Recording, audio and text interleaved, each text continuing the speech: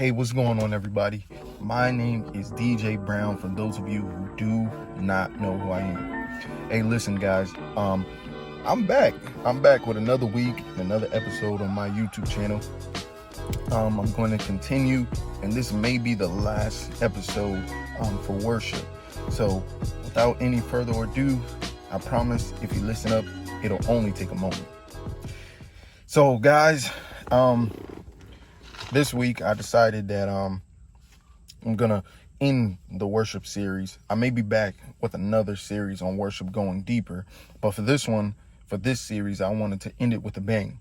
So this one's gonna be a little bit different, and I really want to talk about what worship means, the word, and in the Bible, the word actually means. And I'm gonna give some examples. So first off, when I looked at the word worship in the Hebrew, and I know for some of you you may not care about what it means in the Hebrew, but it's going to make sense. Just hold on, just bear with me.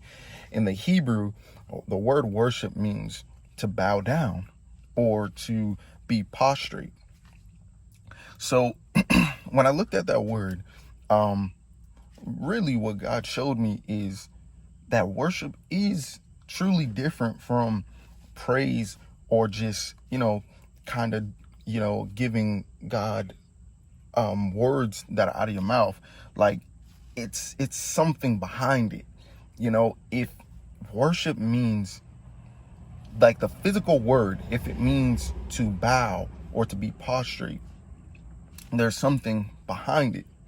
And then when I looked at worship in the Greek, what it means is to have deep reverence or to kiss the hand of. And the reason why it says to kiss the hand of is because that's what they identified in the Greek culture in the Bible. That's how they gave reverence. That's how they honored, by kissing the hand of the person, of the beholder, or whoever that person was. That's how they gave deep reverence. So when you put those two together, the two different meanings in the Hebrew and in the Greek, to bow down and to be prostrate and to show deep reverence to, this is what God wants from us. He wants us not only to physically bow down, but to spiritually bow down and say that you are Lord, you are my God, and I worship you because of who you are, not just because of the things that you've done. So with that being said, some of the examples I want to give, and maybe some of you have realized this yourself. If not, this is something new.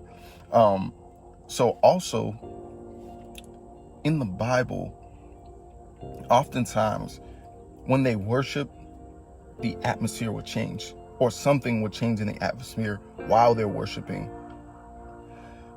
And I'm going to say to you guys, when you get in a deep place of worship, not only does the presence of God come down, but you feel him coming down because your atmosphere in your immediate environment begins to change. Something changes when you're worshiping him in spirit and in truth.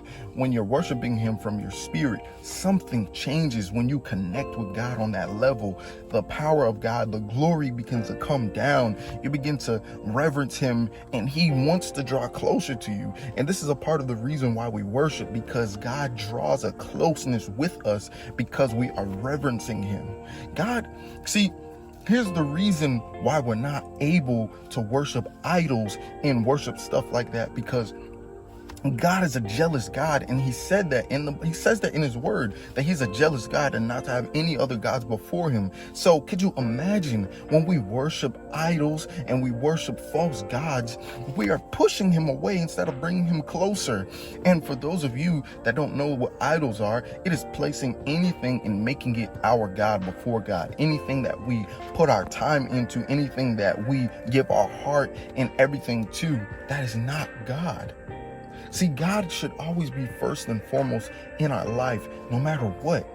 Yes, I know we have spouses, and yes, I know we have children, and yes, I know we have friends, but God always comes first. And I know that may sound like a cliche in this present day and age, but it is not. I'm telling you, God should always be first. God should always be lifted higher than any and every other thing, because if we're not careful, and I think I spoke about this in one of my previous videos, if we're not careful, money can become our idol and our God.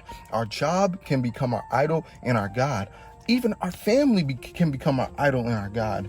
Things that we have, possessions in different things. It doesn't just have to be an idol like Baal, and it doesn't have to just be a statue that is so apparent to being an idol God. But all these other normal day practices and different things could be God, because we're depending on it to give us something. But we got to depend on God.